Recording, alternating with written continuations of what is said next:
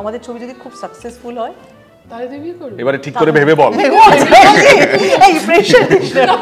আরে আমি গম্ভীর না রে বাবা, কি আসছো, কেন মিথ্যে কথা বলিস? বাজে কথা বলবি না। এখানে আমার কিন্তু একটা ডিবেট আছে। আমি বলছি চাষির গল্প কিন্তু চাষি দেখে না, চাষির গল্প যে ব্রাউন রাইস খায় সে দেখে।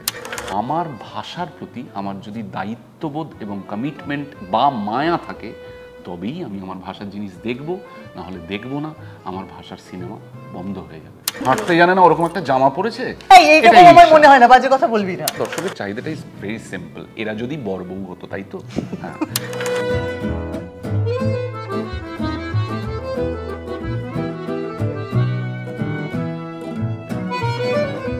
আমি কোনো থই পাচ্ছি না প্রশ্ন করার, কারণ ওই পিছনে যিনি মহিলা দাঁড়িয়ে আছেন তিনি এত বড় লিস্ট পাঠিয়েছেন আমাকে। রাজনীতিক না, ব্যক্তিগত প্রশ্ন না, অমুক না, তুসুক না। তো আমি কি করবো অনির্বাণ বা কি করবো সোহিনী? বলছ তোমরা দুজন একটু কথাটা যদি আমরা তোমাকে প্রশ্ন বলে দিই যে কি কি প্রশ্ন করতে হবে, কারণ একটা স্বতঃস্ফূর্তভাবে সবসময় প্রশ্ন করতে শিখেছি তো সেখানে একটু অস্বস্তি হয় যে এত লিস্ট চলে এলে। যাই হোক, যেটা নিয়ম সেটার বাইরে তো আমরা কেউই কোথাও যেতে পারবো না, তাই না? তো যে বিষয়ের থেকে এই অথই এসেছে, অথেলোর কথা বলছি, এখানে প্রচুর মানে মানুষের যে মানবিক জটিলতা, বর্ণবিদ্বেষ হতে পারে, প্রেম হতে পারে, ঈর্ষা হতে পারে, অনেক কিছুর স্তরকে ছড়িয়ে রাখা হয়েছে। একটা অ্যাডাপ্টেশন হয়েছে নাটক থেকে, সেই জায়গাগুলোর মধ্যে দিয়ে যখন দৃশ্যগুলো গেছে সেটা করতে কীরকম লেগেছে আর কি। বল কেন, তুই বল। ওটা চলছে না মানে হ্যাঁ, যে বিষয়গুলোর কথা বললেন যে এই বিদ্বেষ, তার সঙ্গে ভালোবাসা বা এই সমস্ত যে চড়াই উতরাই আর কি মানব সমাজে এবং জীবনে, মানুষের জীবনে, সেইগুলোকে বলতে চাওয়ার ইচ্ছে থেকেই অর্ণদা 2015 সালে এটা অ্যাডাপ্টেশন করেছিলেন ফর থিয়েটার। আমি, সোহিনী, অর্ণদা একসাথে পঞ্চম বৈদিকের ঘরে বাইরে নাটকের রিহার্সাল করছিলাম, তখন অর্ণদার সাথে আমার এটা নিয়ে কথা হয়। তারপরে আমরা এগিয়ে পড়ি আর কি পুরো জিনিসটা নিয়ে। তো আমাদের নাটকের স্ক্রিপ্ট, তার চরিত্র, তার গল্পের গঠন, তার চরিত্রের বিন্যাস, তার সঙ্গে ছবির খুব তফাৎ নেই।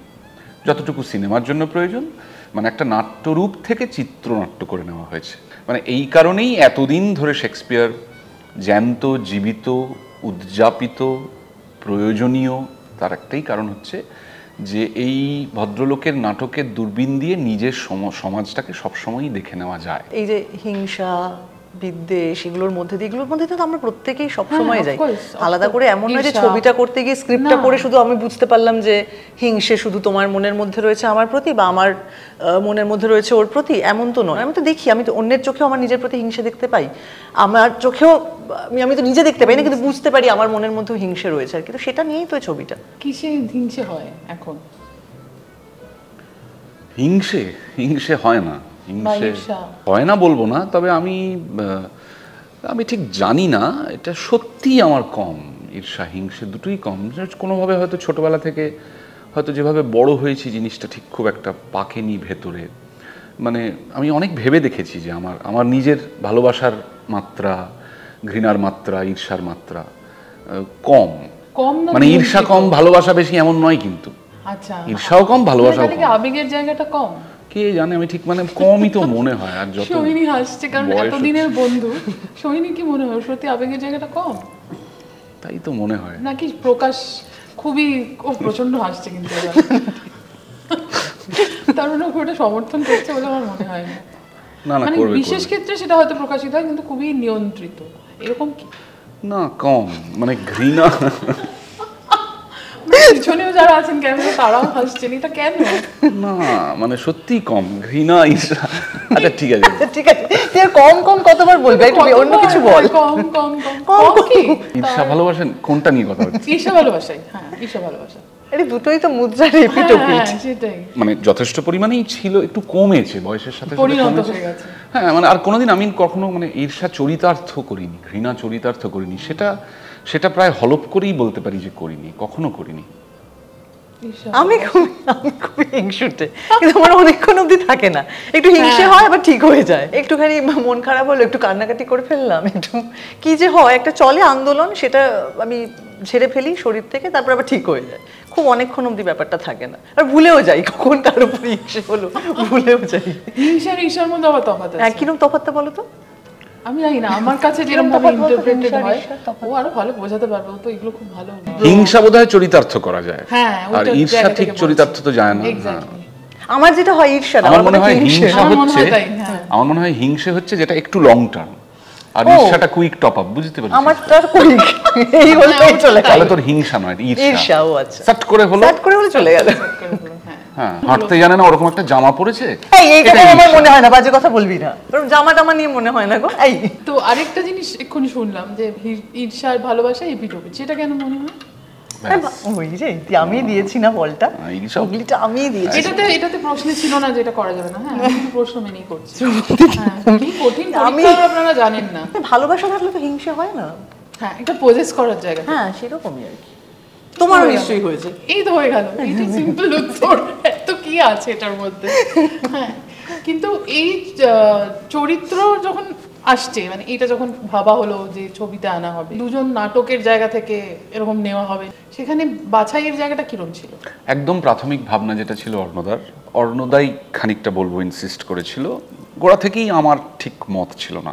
অর্ণদা চেয়েছিল যে ফ্রেশ কাস্টিং নেওয়া হোক, ফ্রেশ অথই ফ্রেশ। আমাকে বলেছিল তুই গোগো করবি, বাকি সব ফ্রেশ। আমি বললাম এটা কোনো কথা নয়। আমি বলেছিলাম যে মানে we should repeat the cast of the play.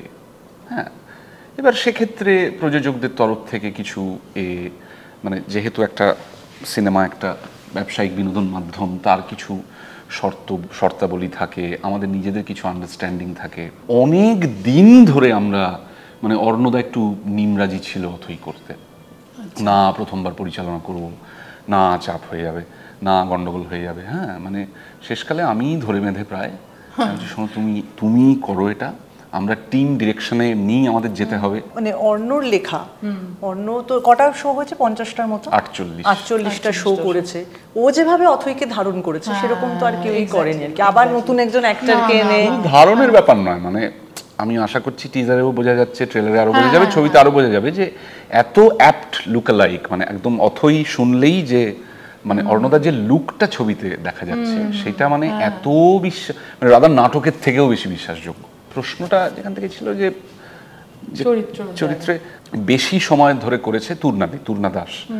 হ্যাঁ, অথই, তারপরে আনন্দরূপা বলে একজন অভিনেত্রী করেন, আর লাস্ট লেগ অফ দ্য শোজে সোহিনী দিয়া মনে করেছে। 5টা কি 6টা শো সিনেমার ক্ষেত্রে এই লাস্ট যে ট্রায়োটা করেছে আমি, অর্ণদা এবং সোহিনী, সেইটাকেই করার কথা ভাবি ছবিতে। আর ইন্টারেস্টিং ব্যাপার হচ্ছে যে 2016 সালের 5 মার্চ প্রথম অথই হয়। আমার সেই বয়সের ইমোশন, আমার সেই বয়সের স্মৃতি, আমার সেই বয়সের যা কিছু নিয়ে আমি সেই চরিত্রটা করেছি, আর কত কিছু ঘটে গেছে এই 7.5-8 বছরে। সেইগুলোকে নিয়ে এবার আবার মানে চেনা চরিত্র, কিন্তু সেই চেনা চরিত্রকে ধারণ করার যে মানুষ আমিটা, সে তো কতখানি বদলে গেছে। সেটা একটা ভীষণ ইন্টারেস্টিং এক্সারসাইজ ছিল আমার জন্য, অর্ণদার জন্যও। আশা করি আমাদের মতো অতগুলো শো সোহিনী করেনি, কিন্তু আশা করি সোহিনীর জন্যও কিঞ্চিত। অনির্বাণ কতটা বদলে গেছে, তো অনেক দিন ধরে চিনিস, অনেক কালের বন্ধু। অনির্বাণ আগে অনেক বেশি সংযত হয়ে গেছে, এখন অনেক বেশি ধীর হয়েছে। সেটা ওর মাথায় এখন যা দায়িত্ব, কাজের দায়িত্ব, সেগুলো সবকিছু নেই। দাড়ি পেকেছে অনেক বেশি, যদিও এখন এটা ভালোই লাগে সবাই, তাই না? আগে এত বেশি গম্ভীর ছিল না, আগে আরেকটু হাসি। আরে আমি গম্ভীর না রে বাবা, কি আসছো, কেন মিথ্যে কথা বলিস? বাজে কথা বলবি না, নিজেই তো দেখিস হ্যাঁ করে হাসি আড্ডা মারি, ক্যামেরার সামনে এসে এত গম্ভীর হয়ে গেছে। কোথায় গম্ভীর? তুই চুপ কর, তুই বুঝতে পারিস? তুই নিজেকে কি আয়নায় দেখিস? আরে কি আসছে, অন্য মানুষ তো দেখতে পাবে তুমি মোটা হয়েছো, রোগা হয়েছো, তুমি কি রোদে পুড়েছো, সেটা তো উল্টো দিকের মানুষটা বেশি বুঝতে পারে। দায়িত্ব হয়েছে, দায়িত্বের জন্য যেটা হয়েছে ওই যে বললাম, মানে অনেক বেশি ভাবে, সারাক্ষণ মাথার মধ্যে যেন কিছু একটা চলে। সেইটা আগে তো থাকতো, আগে অনেক বেশি ফ্রি থাকতো। এই বাসে করে চলে গেল, মেট্রো করে চলে গেল, এখানে নামলো, শো রিহার্সাল করছে। দেখো স্টারফার আমি জানি না, সেগুলো তো সব লোকজনের বানানো বলে দেওয়া আর কি কথা। ও বিজি সবসময় থাকতো, যখন ও মানে শো নিয়ে বিজি থাকতো, রিহার্সাল নিয়ে বিজি থাকতো, সেগুলো নিয়ে বিজি থাকতো, কিন্তু এরকম বিজি এত মানে কি বলবো, যে বললো অর্থ জড়িয়ে রয়েছে, এই যে অর্থনৈতিক যে একটা দায়িত্ব, সেটা প্রোডাকশন হাউসের তরফ থেকে, সেই দায়িত্বটা তো ছিল না। এক্স্যাক্টলি। আগে ওর নিজের উপর দায়িত্ব ছিল যে আমাকে এইভাবে তৈরি হতে হবে, আমাকে সিনেমা দেখতে হবে, আমাকে শো করতে হবে, আমাকে রিহার্সাল করতে হবে, সেটা বেড়েছে, সেইটা আবার বেড়েছে। হ্যাঁ হ্যাঁ। আর সোহিনী কতটা বদলাল? খুব একটা নয়, একই রকম আছে। হ্যাঁ একই রকম, মানে সত্যি মানে কি করে যে এরকম আছে ঈশ্বর জানে, কিন্তু মানে প্রায় একই রকম আছে। মানে মাঝে মাঝে দেখে মনে হয় যে হয়তো একটু বদলেছে, বোধহয় একটু জাস্ট নো চেঞ্জ। বহু ইন্টারভিউ হয়েছে, সাক্ষাৎকার হয়েছে, এবং অনির্বাণ বলেছে, সোহিনী অবভিয়াসলি বলেছে যে ওদের মধ্যে একটা অদ্ভুত রসায়ন আছে, এবং সেটা দর্শকেরও একটা চাহিদা মেটায়। হ্যাঁ, তো সেটা ভাবতে কিরম লাগে, এবং অথই সেটা কিভাবে আমরা পাবো?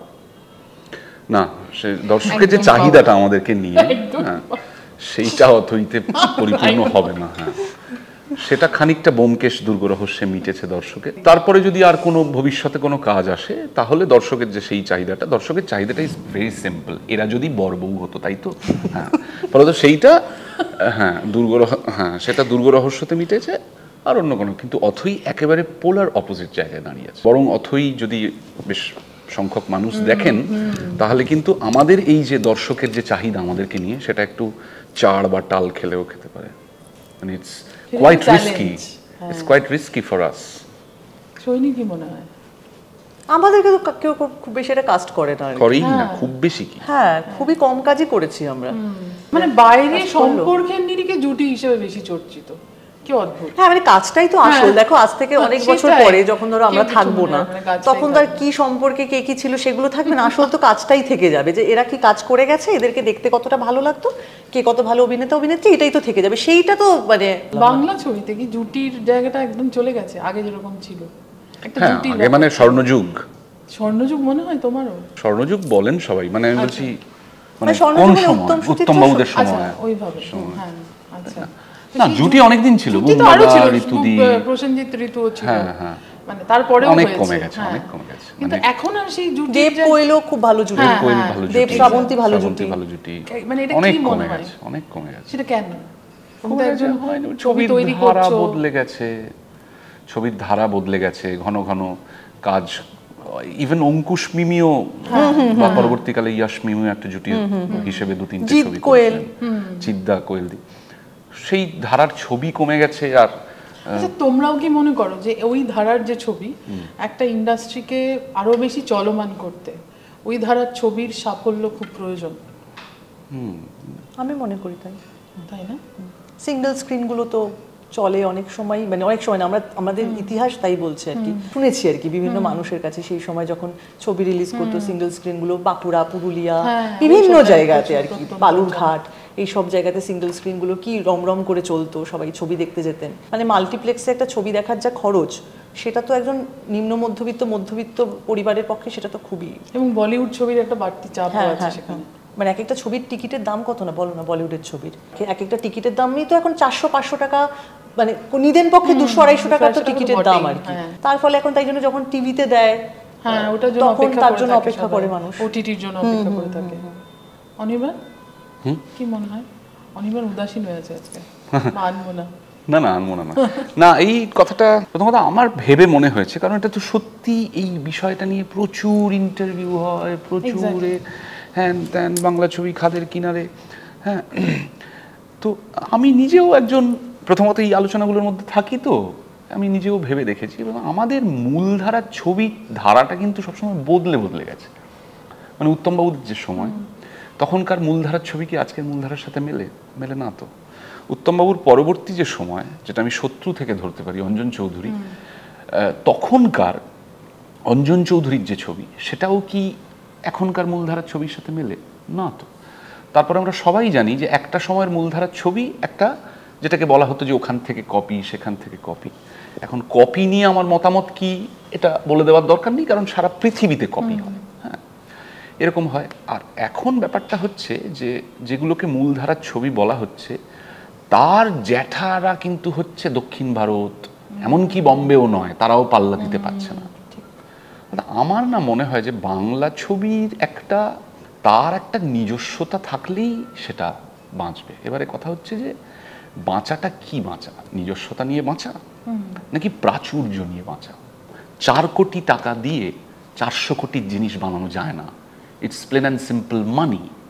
আমার ভাষার প্রতি আমার যদি দায়িত্ববোধ এবং কমিটমেন্ট বা মায়া থাকে তবেই আমি আমার ভাষার জিনিস দেখব, না হলে দেখব না। আমার ভাষার সিনেমা বন্ধ হয়ে যাবে। মানে তুই বলছিস যে অঞ্জন চৌধুরীর যে ছবিগুলো বা স্বপন সাহা যে ধরনের ছবি বানাতেন সেগুলো তো প্রচুর প্রাচুর্য বা প্রচুর মানে টাকা পয়সা ইনভেস্ট থাকতো না। কোনো দিন বাংলা ইন্ডাস্ট্রিতে অনেক টাকা দিয়ে, কিন্তু সেগুলো তো খুবই সফল ছবি। হ্যাঁ, সফল ছবি, খুবই সফল ছবি সেই ছবিগুলো। মানে সেই ছবিগুলো যদি এখন বানানো হয় সেই ছবিগুলো মানুষ দর্শক দেখবে না। না, সময় তো বদলে গেছে।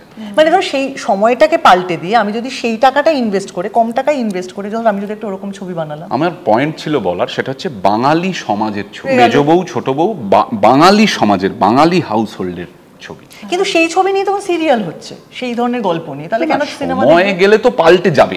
এখনকার মতো করে হতে হবে, এখনকার মতো কিন্তু ইভলভ করতে হবে। বাঙালির এবং আমাদের যে জীবন সেটার গল্প বলে। এখানে তর্ক উঠতে পারে যে বাঙালির কি আদৌ আর কোনো মৌলিক জীবনযাপন আছে? এইটাই আমি বলতে যাচ্ছিলাম, এক্সিস্ট করে সেইটাই। সো আমার বারবার মনে হয় যে সাউথের মতো বানান, বম্বের মতো বানান, এটা মানে এটা বলাই যায়। কেন আমরা তুলনা করব একটা 10 টাকার জিনিসের সাথে একটা 1000 টাকার জিনিসের, তাই না? বাঙালি আমার হিসেবে মনে হয় যে এখানে বাংলা ছবিতে সাধারণ মানুষের গল্প, মানে ধরো সাধারণ মানুষ বলতে আমি বলছি যে একজন চাষির গল্প, একজন রিকশাওয়ালার গল্প, যারা আমাদের সমাজে সব সময় পিছিয়ে থেকেছে। মানে সেই মানুষটা যে কি ভাবছে, সেই মানুষটা মানে সেই মানুষটা সকালবেলা আনন্দবাজার খুলে পড়ে না, সেই মানুষটা আনন্দবাজার, সেই মানুষটা ইনস্টাগ্রাম করেন না, সেই মানুষটা কি ছবি দেখেন, সেই মানুষটা কি গান শোনেন, সে তাদেরকে নিয়ে সেটা ধরেই না। এখানে আমার কিন্তু একটা ডিবেট আছে। আমি বলছি চাষির গল্প কিন্তু চাষি দেখে না, চাষির গল্প যে ব্রাউন রাইস খায় সে দেখে। আমি বলছি চাষির গল্প মানে যেখানে সে মানুষটা সিঙ্গেল স্ক্রিনে গিয়ে রিলেট করতে পারবে। না আমার গল্প না না না, এটা মানে আমি বলছি ব্যতিক্রম থাকতে পারে, কিন্তু এটা বারবারই প্রমাণিত হয়েছে যে তুই যদি এই কাছাকাছি 15-20 বছরের সময়ও দেখিস, তাহলে গরিব মানুষ, খেটে খাওয়া মানুষ তাদের নিজেদের ঘেমো পরিশ্রমী সর্বক্ষণ চাপে তাপে পুড়তে থাকা জীবনটা পর্দায় দেখতে চায় না। যেই কারণেই সিনেমাকে ইচ্ছে পূরণের মাধ্যম বলা হয়। যেই কারণে হ্যাঁ, এটা তুই বলতে পারিস যে অমিতাভ বচ্চন তো কুলির চরিত্রে, বা কালিয়া তো ছেঁড়া জামা পরে বসে আছে, বা জয় বীরু তো দুজনই জেল থেকে তাহলে তাকে কোথাও গিয়ে ঘুরে, মানে মানুষ তো আমার সিনেমা দেখে এখন মনে হয় মানুষ একটা খুব সাধারণ মানুষ, কোথাও গিয়ে সে তার পিঠটা যখন দেওয়ালে ঠেকে যায় তখন সে ঘুরে দাঁড়ায় জীবনে। সেই গল্পটা বোধহয় মানুষ দেখতে চায় এখন। চায়, এটা নিয়ে অনেকগুলো আলোচনা আছে, ইউটিউবে আছে, অনেক বড় বড় মহতী ব্যক্তিত্বরা বলেছে সেটা হচ্ছে গরিব মানুষ সিনেমা থেকে সরে গেছে। গরিব চরিত্র মানে এখন যে হিরো যে হিরোইন তারা মোটামুটি একটা অবস্থাপন্ন জায়গা থেকেই এসে গরিব মানুষ, গরিব আছে একটু আছে, বেশি গরিব নেই। মানে মায়ার যে জায়গাটা, মানে আমার বাংলা ভাষা, আমি বাংলা ছবি দেখতে যাব, শুধু মায়া নয়, কমিটমেন্ট। হ্যাঁ, সেটাও দরকার। মানে দক্ষিণ থেকে যদি আলোচনা হয় তাহলে দক্ষিণী মানুষদের তাদের ভাষার প্রতি কমিটমেন্টটাও কিন্তু ফলো করতে হবে। সেটা বোধহয় বাংলাদেশের মানুষদের বাংলা ভাষা নিয়ে রয়েছে। হ্যাঁ, মানে আমি রিসেন্টলি বাংলাদেশ থেকে ঘুরে আসলাম, মানে কাজের সূত্রে গেছিলাম, তো সেখানে ওরা যখনই কোথাও বসছে আড্ডা মারছে ওরা কিন্তু সারাক্ষণ বাংলা গানই শুনছে, এবং নিজেদের প্রত্যেকজন সিঙ্গারের তারা নাম জানে, মানে নিজেদের কাজগুলো নিয়ে খুব গর্বিত। এসভিএফই আমার এক সহকর্মী একবার জিজ্ঞেস করেছিল যে অনির্বাণদা আমার এই বেরিয়েছে, জওয়ান বেরিয়েছে, আর কোনো একটা বাংলা ছবি না বলে এইটা বেরিয়ে, তুমি বলো আমি কেন দেখবো? আমার উত্তর ছিল তুমি দেখবে না। এবং এভাবে সবাই যদি তোমার মতো ভাবে যে আমি বেটারটা দেখবো, আমি বেস্টটা দেখবো, আমার ইট ইজ ডেস্টাইন যে থাকবে না। জাত্যাভিমানগত, জাতিগত, ভাষাগত যুক্তি আমার নিজের ভেতরেই, আমাকে চেষ্টার পাশেই থাকতে হবে। মানে আমাকে সত্যি খারাপ হলেও দেখতে হবে, কারণ এটা আমার ভাষা। ওইটা নেই, হ্যাঁ, তাহলে থাকবে না। অতই কারা কারা দেখতে পারে বলে মনে হচ্ছে। জানি না, আমাদের কাছে একটা খুবই মানে খুবই এনকারেজিং মানে আছে আর কি, দর্শক সংখ্যা আছে, এবং তার মধ্যে প্রচুর ইয়াং জেনারেশনের অনেক ছেলে মেয়ে বন্ধু বান্ধব যারা 7 বছর ধরে নাটকটা শুধু কলকাতায় নয় জেলা মফস্বলেও দেখেছে, বারবার দেখতে এসেছে। আমরা আশা করছি যে যারা এতদিন ধরে নাটকটা দেখেছেন তারা নিশ্চয়ই ছবিটা দেখতে এইটা কি হয়, আমি দেখেছি 700 টাকা দিয়ে একাডেমিতে বাংলা নাটক হল ভর্তি নয়, আরো দর্শক দাঁড়িয়ে আছেন বাইরে যারা টিকিট পেলেন না। হ্যাঁ, কিন্তু অথইয়ের টিকিটের দাম কোনোদিন 700 টাকা না, আমি সেটা বলছি না। তাহলে বাংলা ছবির ক্ষেত্রে কেন হয় না? এই যে একটা অদ্ভুত নাটকের প্রতি নিশ্চয়তা তৈরি হয়েছে, আগ্রহ হয়তো ছিল, কিন্তু সিনেমার প্রতি কেন সেটা হলো না? নাটকের তো অতগুলো অল্টারনেটিভ নেই, লাইভ আর্ট ফর্ম তো, হ্যাঁ, জ্যান্ত তো, মানে তক্ষুনি ঘটবে। আর সিনেমার তো কতগুলো অল্টারনেটিভ। আমি একটা হলে যাব না, আমি নেটফ্লিক্স দেখে নেব, আমি হইচই দেখে নেব, আমি ইউটিউবে 3টে পডকাস্ট শুনে নেব। নাটকটা দেখতে তো ওইখানেই যেতে হবে। আর এই শোটার পরে কবে দেখছো সেটাও তো কেউ জানে না। জ্যান্ত জিনিসের প্রতি মানুষের যে টান এখনো, সেটা এখনো নাটকের জন্য একটা রব উঠেছে মাঝখানে, যে নাটকে পুরুষ মহিলা নির্বিশেষে যারা কর্মী তাদের অনেকভাবে হেনস্থা করা হয়। সেটা শারীরিক হতে পারে সেই হেনস্থাটা, এবং যারা আরো একটু নাটকের যারা শক্তি, যারা বড় বড় মুখ, তাদের দ্বারাই এটা হয়। তোমরা দুজনেই নাটকের মানুষ, তোমাদের ক্ষেত্রে এটা কি মনে হয়? নাটকের কোনো সংগঠন নেই, মানে আমরা যখন করেছি, হ্যাঁ, কোনো সংগঠন নেই, আলাদা করে কোনো গিল্ড বা অ্যাসোসিয়েশন নেই যেখানে একটা অভিযোগপত্র, মূলত জিনিসগুলো দলের ভেতরেই হতে পারে। তুমি কখনো দেখেছো মানে কাউকে হেনস্থা হতে বা কিছু? না, আমি কখনো দেখি, শুনেছি, ইতিউতি কানে এসছে, সেটা হয়তো আমাদের সময়ের আগের বা আমাদের সময়ের হলেও সেটা আমাদের ক্ষেত্রে নয়। হ্যাঁ, কিন্তু সত্যিই যদি এটা একটা সার্বিক সমস্যা হয়ে উঠছে যখন আমরা দেখতে পাচ্ছি, তখন এটা সংগঠন এবং নিয়মাবলীর মাধ্যমেই আমার মনে হয় সমাধান করা উচিত। তুমি যাকে কথাটা তুললে, এগুলো যখনই ধরো কোথাও বসে আড্ডা মারছি, বিভিন্ন সময়তে কথাগুলো উঠে আসছে, সবাই সমাধান খুঁজছে, সমাধান কারোর কাছে নেই। কারণ এই যে বক্তব্য রাখাটা, এটাই তৈরি হয়েছে নতুন, ঠিক আছে? এবার তার ফলে যেটা হয়েছে, কিছু মানুষ ভুল বক্তব্য রাখছেন, কিছু মানুষ ঠিক বক্তব্য রাখছেন। এবার হয়তো এরকম এখন যেভাবে আমরা যাচ্ছি, এইভাবে আমরা প্রথম জেনারেশন যারা সোশ্যাল মিডিয়া হ্যান্ডেল করছি, আমরা ফার্স্ট জেনারেশন যেখানে মিটু মুভমেন্ট উঠেছে, আমাদের ফার্স্ট জেনারেশন যেখানে আমরা অনেক কিছুই একসাথে হ্যান্ডেল করছি, আমরা বুঝতে পারছি না এগুলোর কোনো শেপ আমরা এখন অবধি, আমাকেও তুমি যদি জিজ্ঞাসা করো আমি জানি না কি করব। যখন আমাদের ওয়ার্কশপ হচ্ছে, যখন, আর এখানে তো প্রচুর ট্রাস্ট একটা তৈরি আছে, মানে এখানে বডির ব্যাপার আছে, মানে কি হয় বলো তো, আমাদের কাজটা তো, মানে এই যে ধরো এক্ষুনি যে দেখলে যে শানু এসে আমাকে মেকআপ করলো, ঠিক আছে, বা আমাকে একজন কস্টিউম পরিয়ে দিচ্ছে, মানে আমি থিয়েটারের ক্ষেত্রে বলছি, আমাদের এর ক্ষেত্রেও বলছি আর কি, সিনেমার ক্ষেত্রেও বলছি। তো এটা তো প্রচন্ড একটা বিশ্বাসের জায়গা, খুব সেন্সিটিভ একটা কোনো সিন করছি, ঠিক আছে, সেখানে আমার পোশাকটা হয়তো কিছু গন্ডগোল হয়েছে, সেখানে চারপাশে বেশিরভাগ টেকনিশিয়ান সব পুরুষ মানুষ, তার মানে সেখানে তো যদি আমার, মানে এত বছর ধরে আমি কোন ছোটবেলা থেকে কাজ করি, আমি চোখ দেখে তো জানি যে কোন মানুষটা আমার দিকে কিভাবে তাকাচ্ছে। কিছু মানুষ খারাপ, যার দায়টা সবার উপরে গিয়ে একটা গিয়ে বর্তায়। কোন ছোটবেলা থেকে কাজ করছি, কত রকমের সিন করেছি, কোনোদিন তো খারাপ যে অভিজ্ঞতা হয়নি তা নয়, কিন্তু সেটা খুবই কম। সেটাকেই যদি আমি জীবনে সবকিছু সত্যি বলে মেনে নিই, সেটাও ভুল হবে। কিন্তু সেটা মানুষকে, বিশেষ করে মহিলাদের মনটাকে না খুব ভীষণভাবে একটা বিষিয়ে দেয়। সেই মনের ভিতর যে অস্থিরতাটা তৈরি হয়, যে মানসিক একটা কষ্ট হয়, সেটা যে কি কষ্ট তুমি নিজেও একজন মহিলা হিসেবে জানো। সেটার দায়ভার যে কোন সংবিধান নেবে, কোন আইন নেবে, আমি তো বলতে পারবো না। আমার বাড়িতে হয়েছে জানো, আমার পাশের ফ্ল্যাটে একজন ইলেকট্রিশিয়ান কাজ করতে এসেছেন, আমি সিঁড়িতে দাঁড়িয়ে রয়েছি, আমি দাঁড়িয়ে নিচু হয়ে কিছু একটা বলছি, আমি বুঝতে পারলাম আমার পেছনে কেউ একটা চিমটি কাটার মতো কেটে চলে গেল। আমি না ওই জিনিসটাকে রিয়েলাইজ করে, আমি যে তাকে ডাকবো, আমার বাড়িতে দাঁড়িয়ে, ভাবো আমার বাড়ির সামনে দাঁড়িয়ে আমি যে তাকে একটা চর কষাবো, কষালেই কষাতে পারি, কারো কিচ্ছু বলার নেই, ওটা যে আমি রিয়েলাইজ করে তাকে ডাকবো, বলবো, সে বলতে বলতে তো চলে গেল। আমি সারা রাত ঘুমোতে পারলাম না, আমি মায়ের সাথে বাজে ব্যবহার করছি, মানে আমার একটা কেমন যেন গাটা ঘিন ঘিন করে উঠছে। যার সাথে এটা দিনের পর দিন হয়, তার এটা ভিতরে, মনের ভিতর, সেটা তো সবাই বলবেন যে, মানে বলছেন আর কি, যখন আমরা আলোচনা করছিলাম বন্ধু বান্ধবদের সাথে, যে যার বিরুদ্ধে এটা হচ্ছে তাকে কি করে সমাজের সবকিছু থেকে আমরা বিতাড়িত করে দিতে পারি, তাকে কিভাবে সবকিছু বন্ধ করে দিতে পারি। আমি জানি না বন্ধ করতে পারি কি পারি না, কিন্তু যে মেয়েটিও এটার মধ্যে দিয়ে দিনের পর দিন গেছে, এটার ভেতর দিয়ে গেছে, তারও তো কষ্টটা কিছু কম নয়। তাহলে সেই কষ্টটা দায় কোন সমাজ নেবে, তার কোন বন্ধুরা নেবে, তার কোন শিল্প নেবে? এবং সবাইকে আমার মনে অনেক বেশি সচেতন হতে হবে এটা নিয়ে। তাই হয়তো ওই জন্য আমি প্রসঙ্গটা তুললাম, কারণ এই দুজন মানুষ যখন কথা বলবেন, সেটা বেশি অনেক লোকে শুনবে। দেখো, মানুষ এখন জানেনও সবকিছু, আমাদের বলে দেওয়ার কিছু নেই না, সেটা একটা রকম, আরেকটা দিক দেখানোর জায়গা থাকে তো। কারণ দুজনেই, এটা তো আর আমি নতুন করে এখন বলতে পারবো না যে খুবই অসম্ভব জনপ্রিয় দুজন মানুষ। এবং এইটা কখনো মনে হয়, দুজনের ক্ষেত্রেই জিজ্ঞেস করছি, যে এত জনপ্রিয়তা, মানুষ সব কিছুতেই তোমাদের দুজনকেই দেখতে চান, মানে যেটা হয় সেটা হয়তো তোমরা কমফোর্টেবল না, তোমরা মনে হবে যে আমি ছবি ছাড়া কেন কথা বলবো, আমি আজকে ছবি আসছে আমি কথা বলছি, সেটার একটা যুক্তি আছে। কিন্তু মানুষের তো প্রত্যেক দিন জানতে চায় অনির্বাণ কি করছে বা সোহিনী এখন মানে কোথায় বেড়াতে গেল, এই যে একটা অদ্ভুত বলয়ের মধ্যে থাকা, এই জায়গাটা কিরকম লাগে? আমি যখন থিয়েটার করতে এসেছিলাম কলেজে পড়তে পড়তে, তখনের সময় থেকে এখনের সময়টা প্রায় অনেকটাই বদলে তো গেছে আর কি। আর আমি চিরকালই মানে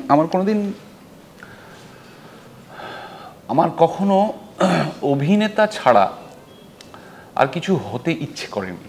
আমি ঘটনাচক্রে পরে পরিচালক হয়েছি, গান গেয়েছি, গান লিখেছি, সেগুলো ওই মোটামুটি ধরে নেওয়া যায় যে সব শাখা নদী।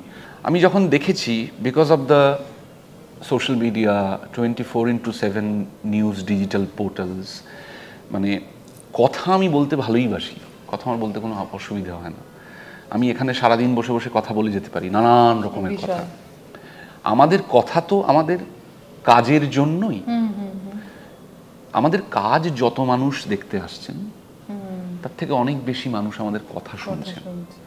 ফলত আস্তে আস্তে কথা বলে বলে আমরা অভিনয় শিল্পী থেকে কথা শিল্পী হয়ে যাচ্ছি। দাদা আপনার ছবি না ইন্টারভিউটা শুনলাম, আপনার ইন্টারভিউটা আমার দারুণ লাগে। এবারে ইন্টারভিউ দেওয়াটা তো কোনো সেরকম শিল্প মাধ্যম নয়, ইন্টারভিউ গিভার, খুবই বিখ্যাত একজন, হ্যাঁ ইন্টারভিউ দাতা, হ্যাঁ আমরা বরণ করে নেব এখন দুর্দান্ত ইন্টারভিউ দাতা অনির্বাণ। এবার মুশকিল হচ্ছে তাতে তো আমার একটা কনফিউশন হচ্ছে, কারণ আমি দেখছি আমার যত লোক আমার ইন্টারভিউ শুনছেন, ভালো লাগছে, হ্যাঁ সে তারা তো সিনেমা তো ততটা দেখতে আসছেন না। আমরা সেই কোন আগের বছর একটা ওথেলোর প্রশ্নে ছিলাম, তারপর তো আমরা আলটিমেটলি মানে বাংলা ছবি এই সব কিছু নিয়ে, হ্যাঁ এবারে দেখা যাচ্ছে যে এগুলোও তো সমাজে একটা ঘটতে থাকা জিনিস। শেষকালে দেখা যাচ্ছে সব থেকে ক্ষুদ্র ঘটনাটা হচ্ছে এই সিনেমাটা, তখন একটু মন খারাপ হয়। লোকের যাওয়ার তাগিদটা বোধহয় সিনেমা না কার্পেট হয়ে যাচ্ছে, কথা দিয়ে ওগুলো কার্পেট হয়ে যাচ্ছে। It is a vicious cycle. হ্যাঁ এটা বলেও যাবে, এটা শুনেও যাবে, তার মধ্যে সব থেকে বেশি সাফার করছে আমাদের কাজগুলো বলে আমি মনে করি। কেউ মনে না হয় অতই আসছে, আপনারা জানেন 14 জুন, আপনারা এটা ভুল প্রমাণ করে দিন, তো অনির্বাণের কথাই বলবেন, ইন্টারভিউ দেবেন, একে তো এত নিয়ম না। ইন্টারভিউ আমি দেবই, যদি সিনেমায় কাজ না থাকে, আমি এত ভালো ইন্টারভিউ দিই, তো ইন্টারভিউ দিয়েই একটা তাহলে ইন্টারভিউ দেওয়ার জন্য তো টাকা নিতে হবে নিশ্চয়ই, তখন তো চাই। হয়তো এরকম দিনও আসতে পারে। আমাকে তাহলে ম্যানেজার রাখিস, কাকে বলছে, তখন আলাদা করবো, আলাদা তো রেট চার্ট করবো। কটা বিতর্ক? 3টে কমেন্ট, তাহলে এই রেট আছে। হ্যাঁ আচ্ছা কোন সোহিনী তুই কি বিয়ে করবি, এটা তো জানতেই হবে আমাকে, কিন্তু কার সঙ্গে করবি কি করবি আমি কিচ্ছু জানছি না। বিয়ে কি ভেবেছিস? অর্ণ আমাকে খুব বিয়ের জন্য মাঝে মাঝেই বলে এটা একটা অভিজ্ঞতা, অভিনেত্রী হিসেবে তোমাকে এই অভিজ্ঞতাটা মধ্যে দিয়ে যেতে হবে, এইটা আমাকে অর্ণ মাঝে মাঝেই বলে, দেখা হলেই বলে। বিয়ে মানে তো বিরাট ব্যাপার, কেন কত কি হচ্ছে আজকাল বিয়ে নিয়ে, মানে বিয়েটা ওই রকম, বিয়েটা কি হচ্ছে জানি না, শুধু তুই সব জানিস, চুপ কর, তোর এত ভালো মানে কাজ, চারিদিকে ব্র্যান্ডিং, তো বিয়েটা কি হচ্ছে জানি না, কিন্তু বিয়ের ওই যে চারপাশটা, সেটা তো একটা বিরাট ব্যাপার এখন, তাই না? তাহলে হবে বিয়েটা অভিজ্ঞতা, এই ভালো ব্র্যান্ড ট্যান্ড যদি পাই, নইলে করবি না। না সিরিয়াসলি জিজ্ঞেস করি, সত্যি কি বিয়ে করবি নাকি না বিয়েটাকে মানে মানিস না? তুই বল, অনেক লোক অথই দেখলে বিয়ে করবো, অবশ্য না কোনটা কি মানে দাঁড়াবে, হয়তো বেশি লোক চায় তুই বিয়ে করবি না, এই তুই চুপ করবি, দর্শক যাতে আসে সেইরকম, দর্শক যাতে তোর বিয়ে এবং অথই এটাকে মিলিয়ে বলবে। আমিও বলছি তো, আচ্ছা দর্শক আমাদের ছবি যদি খুব সাকসেসফুল হয় তাহলে তুই বিয়ে করবি, এবারে ঠিক করে ভেবে বল, ভেবে বল, মানে তোর মানে ফ্যান ফলোইংটা কিসের জন্য বেশি, বিয়ে করলে না বিয়ে না করলে, তাহলে তুই যেটাই বল। আচ্ছা তাহলে একবার বিয়ে করে দেখি, তাহলে ফ্যান ফলোইং কমছে কি কমছে না, তারপরে আবার সেকেন্ডটা ডিসাইড করব।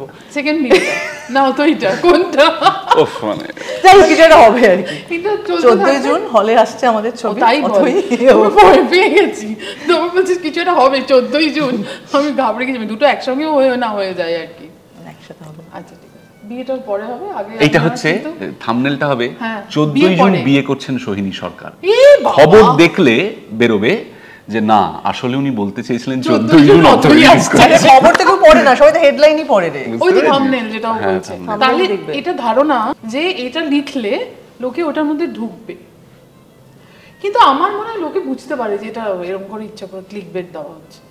কেউ বোকা নয়। নয় তো, অদ্ভুত আয়রনি, মানে প্রায় আমাদের সমাজে কেউই বোকা নয়, বোকা হলে সার্ভাইভ করতে পারতো না, অথচ একটা বোকামোর চাঁচড় সব সময় জ্বলছে। খুব ইন্টারেস্টিং একটা উদযাপন। দেখ, বিয়ে 14ই জুন, সোহিনী, অনির্বাণ, অর্ণ, যাকে আমরা পাইনি, মিস করেছি আজকে, সব থাকবে। কিন্তু আপনারা প্লিজ হলে গিয়ে ছবিটা দেখুন। ওই কবে টিভিতে দেখবেন ওটার অপেক্ষা করবেন না। একটু নিজেদেরও বোধহয় কোথাও আপনারা খুঁজে পান না পান, দেখতে পাবেন। আমি এটা বলার জন্য বললাম না, সত্যি করেই বলবো।